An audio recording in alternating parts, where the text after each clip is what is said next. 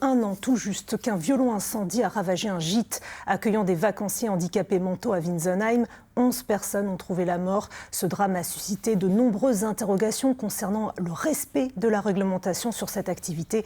L'enquête est toujours en cours. Le récit de Sylvie Manal. Le feu a longtemps couvé sous les colombages de cette ancienne grange avant de s'embraser, un peu avant 6 h du matin. Au premier étage, 11 personnes sont piégées par les flammes.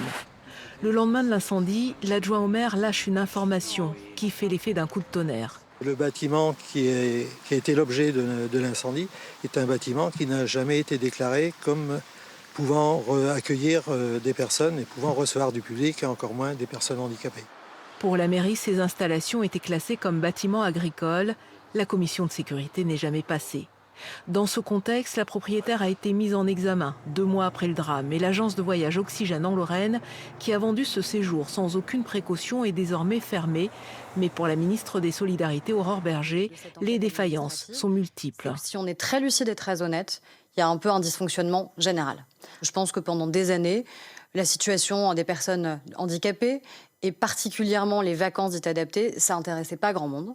Et que le drame de Wintzenheim a mis en lumière la manière avec laquelle ces vacances, en vérité, n'ont pas été suffisamment encadrées, normées et pensées. Des propos que l'enquête administrative de l'IGAS vient renforcer. Le document pointe toute une chaîne de défaillances, y compris au niveau des services de l'État.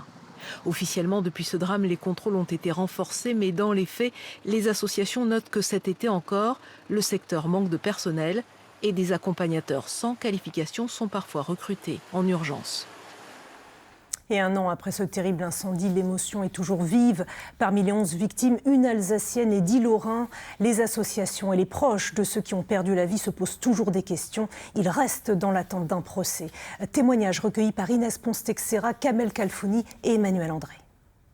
Marcel Vic avait 56 ans.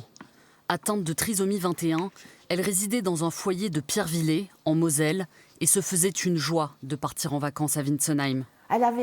Elle était heureuse pour n'importe quoi. N'importe quoi la rendait heureuse. 1 an après le terrible incendie du gîte, dans lequel Marcel et 10 autres personnes sont décédées, sa sœur, Patricia, attend toujours des explications.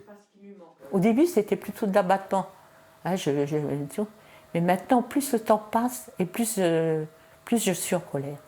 Je me dis, je ne suis plus toute jeune, j'ai plus 20 ans à vivre devant moi. Est-ce qu'il va falloir attendre encore 20 ans avant d'avoir une réponse? Est-ce que j'aurai la réponse avant de partir? J'en sais rien.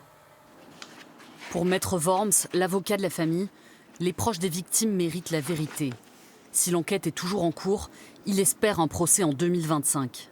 Il va déjà y avoir une audition des principaux intéressés, à savoir les responsables du gîte qui étaient présents, ensuite peut-être les responsables propriétaires du gîte, éventuellement les administrations qui étaient concernées, et tout cela va permettre au juge ensuite de déterminer les responsabilités de chacun.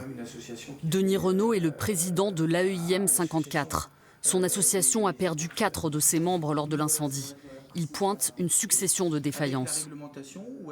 On faisait confiance à Oxygène dans sa capacité à vérifier les conditions d'exercice du séjour. On faisait confiance à l'État dans l'agrément qu'il avait donné à Oxygène. On faisait confiance aux autorités locales dans leur capacité de contrôle des capacités d'accueil du gîte.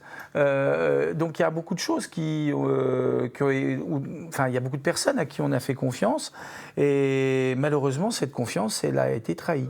L'association s'est constituée partie civile. Elle attend désormais de réels changements dans le système de prise en compte de la sécurité des séjours adaptés.